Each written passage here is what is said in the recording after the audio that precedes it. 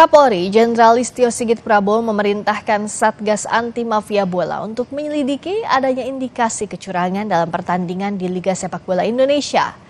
Kapolri menegaskan pihaknya menemukan indikasi kecurangan berupa pengaturan skor dalam kompetisi Liga Sepak Bola Indonesia.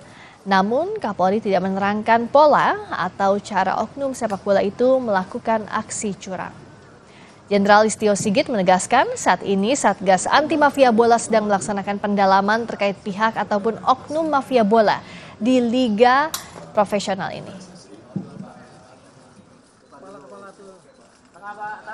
Kita temukan, sekali lagi, kita temukan adanya indikasi pelanggaran ataupun kecurangan yang dilakukan oleh perangkat pertandingan.